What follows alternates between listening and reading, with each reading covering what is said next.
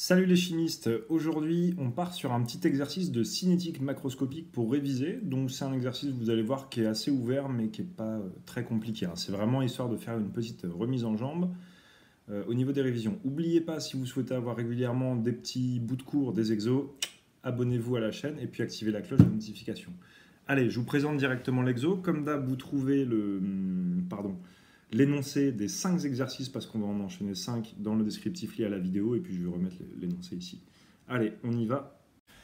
Voici l'énoncé. Alors en fait, on nous parle d'une réaction en solution dans l'éthanol, donc la potasse KOH totalement dissociée.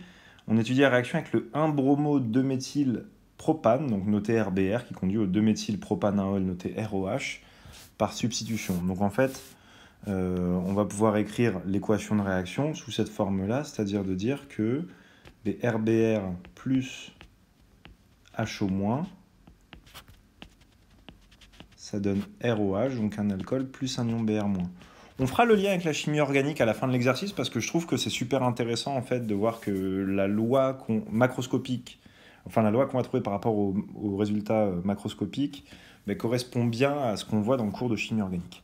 Bref, la question est très vague. On nous dit à l'aide des données déterminer la loi de vitesse de cette réaction. Donc on part sur une hypothèse d'une loi de vitesse avec des ordres. Donc on suppose une loi de vitesse avec un ordre alpha par rapport à l'halogénoalcane. Oh, pardon. Et c'est reparti. Alors, excusez-moi, donc je disais, on va supposer un ordre alpha par rapport à l'halogénoalcane, un ordre bêta par rapport à HO-. Et donc on suppose une loi de vitesse de la forme V égale K, une constante de vitesse, fois la concentration en halogénoalcane puissance alpha, fois la concentration en ion hydroxyde puissance bêta. Voilà, et puis ensuite on va bien observer les données qu'on a ici. Donc on voit qu'on a la concentration en halogénoalcane en fonction du temps pour 2 expériences. Et regardez bien dans l'expérience, il faut bien surveiller les concentrations initiales. J'ai 10-2 mols par litre d'halogénoalcane et 1 mol par litre de HO-, donc 100 fois plus. Et ici, je vois 50 fois plus d'ion hydroxyde que de RBR. Donc ce qu'on peut dire ici, c'est que dans les 2 expériences, on travaille avec un large excès d'ion hydroxyde. C'est-à-dire que la concentration en ion hydroxyde, HO-, elle est très supérieure à la concentration en halogénoalcane. Et du coup, on peut considérer qu'au cours de la réaction, la variation de la concentration HO- est très faible. D'accord ? Donc autrement dit, on va considérer que la concentration HO- au cours du temps, si vous voulez, c'est environ la même concentration que la concentration initiale. Et du coup, on va introduire ce qu'on appelle une constante de vitesse apparente. Donc là, on est en train en fait d'utiliser la méthode de dégénérescence de l'ordre. Et donc on pose une constante de vitesse apparente, Kap, qui va être égale à K fois la concentration qui est quasi constante, donc HO- initial, puissance, c'est bêta ici. De sorte qu'on arrive à une loi de vitesse qui s'écrit V égale K apparent fois la concentration en halogénoalcane, puissance alpha. Donc vous voyez, on se ramène à une loi de vitesse, à la même loi de vitesse que si on avait un seul réactif. C'est ça qui est super intéressant. Et donc une fois qu'on a ça, on n'a plus qu'à exploiter les tableaux de valeurs, comme si on avait une réaction du type RBR donne des produits. D'accord ? Donc ça, c'est le premier point. Donc avec le premier tableau, on voit qu'on est RBR en fonction du temps. Donc on pourrait par exemple utiliser la méthode intégrale. Donc la méthode intégrale, je vous rappelle, elle consiste à intégrer l'équation différentielle, c'est-à-dire que V, je peux écrire que c'est moins D de BR sur DT, j'intègre les quadifs, je fais une hypothèse d'ordre 0, 1 ou 2, et puis par régression linéaire, je vais trouver la concentration. On va la revoir cette méthode, je vous rassure, je vous renverrai à un autre exo, je crois que c'est l'exo, bougez pas, par exemple dans l'exo 4, on va utiliser la méthode intégrale vraiment à gogo. Mais en fait ici, alors vous pouvez faire la méthode intégrale, ça marchera très bien, donc je vous invite à le faire pour vous entraîner et puis refaire une régression linéaire. Mais en fait, si vous avez l'œil, vous devez voir un truc qui est vachement intéressant, c'est que ici, la concentration en RBR, elle est de 10-2 mols par litre. Et puis, vous voyez, au bout de 10 minutes, paf, elle a été divisée par 2. Et puis, au bout de 10 minutes encore, elle a re-été divisée par 2. Et au bout de 10 minutes, elle est redivisée par 2. Et au bout de 10 minutes, elle est redivisée par 2. Donc en fait, qu'est-ce qu'on voit? On voit que le temps de demi-réaction, T1 demi, il dure 10 minutes. Mais surtout, ce qu'on voit, c'est qu'il ne dépend pas de la concentration initiale. Parce que je peux arbitrairement décider de partir, par exemple, de 0,25 mol par litre. Et de me dire combien de temps je mets à diviser ça par 2. Je mets 10 minutes. Si je pars de 0,12, je mets 10 minutes. Si je pars de 0,50, je mets 10 minutes. Bref, T1 demi est indépendant de la concentration initiale, donc de ces zéros, on va noter tout simplement. Et donc ça, c'est la signature d'un ordre 1. Donc en fait, je détermine par on utilise la méthode des temps de demi-réaction. C'est ça qu'on fait ici.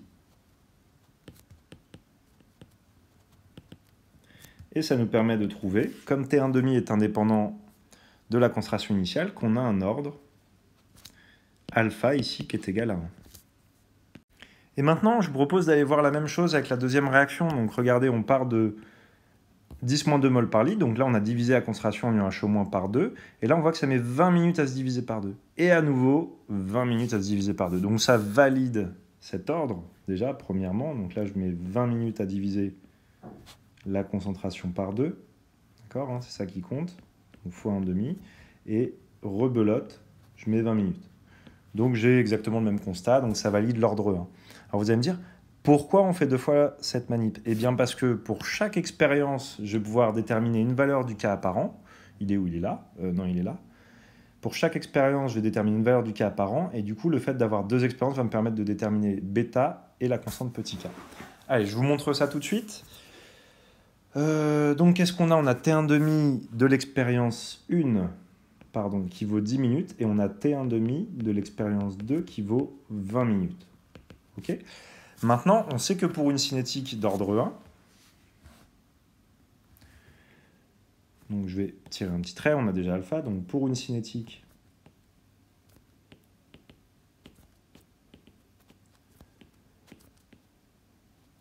d'ordre 1, comme c'est le cas ici, on va avoir en fait le cas apparent qui est égal à ln de 2 sur T1 demi. Je ne refais pas la démonstration ici, mais d'ailleurs, si vous souhaitez revoir certaines démonstrations du cours, hein, vous me le dites dans les commentaires, et puis je pourrais prendre le temps de faire une petite capsule vidéo si il y a besoin de revoir des petites choses. Bon, et de plus, comme on l'a vu, je vais utiliser le fait que Kap, c'est K fois H au moins puissance bêta. Et du coup, vous voyez, je vais pouvoir arriver à une expression du temps de demi-réaction. Donc T1 demi, dire que c'est ln de 2 sur Kap. Ça revient à dire que c'est ln de 2 sur K fois H au moins initiale puissance bêta. Et du coup, comme j'ai T1 demi pour deux expériences différentes, je peux écrire ça pour T1 demi de l'expérience 1 et de l'expérience 2. Donc en fait, on va faire le rapport des deux. Donc je vais écrire que T1 demi de l'expérience 2 sur T1 demi de l'expérience 1. Donc là, il y a des choses qui vont se simplifier. Donc les ln de 2 et les k se simplifient. Mais on va avoir h au moins initial de l'expérience 1 sur h au moins initial de l'expérience 2 à la puissance bêta. D'accord? Et du coup, on va avoir bêta. Alors, je ne vais pas le mettre ici.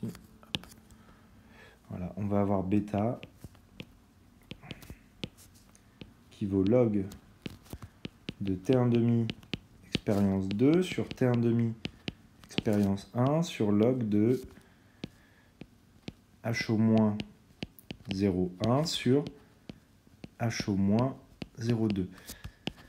Bon, et évidemment, le résultat est tout bête parce que comme j'ai 20 minutes, 10 minutes, et là j'ai une concentration 2 fois plus grande qu'ici, en fait, quand vous faites l'application numérique, vous trouvez, sans trop d'effort, sans sortir votre calculatrice, que bêta égale 1. Ok? Bon, une fois qu'on a ça, on a bêta égale 1, ça veut dire qu'on peut calculer K sans trop de problèmes. Donc allons-y, K du coup je vais le sortir de cette équation-là, hein, tout simplement. Et donc si je fais l'application numérique, donc je peux soit le faire pour l'une des expériences, l'autre, ou bien faire la moyenne des deux, mais de toute façon je dois trouver la même valeur. Et on trouve 0,069 minutes moins 1. Voilà, donc là, on a une loi de vitesse puisqu'on connaît alpha, bêta et petit k. Juste avant de vous laisser partir, je voudrais bien faire le lien quand même avec la chimie organique. Parce que si vous regardez maintenant que vous prenez le temps, vous êtes un petit peu curieux de vous dire, tiens, on va dessiner les molécules. Donc à savoir, on a le 1-bromo 2-méthylpropane avec la potasse qui doit conduire au 2-méthylpropanol. Eh bien, regardons ce que cela donne. Donc je vais faire ça ici. Hop. Donc on a dit 1-bromo 2-méthylpropane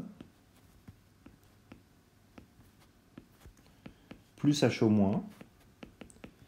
Et donc si vous avez bossé un peu votre cours sur les SN2, vous savez qu'un halogénalcane primaire, il va subir justement de la SN2 et pas de la SN1. Tac. Et donc on va avoir cet alcool-là plus Br-. Donc, et la SN2, c'est une réaction élémentaire. Ça veut dire que sa cinétique, elle est directement donnée par la loi de Van 't Hoff cinétique, puisque tout acte élémentaire suit la loi de Van 't Hoff cinétique. Hop, pardon.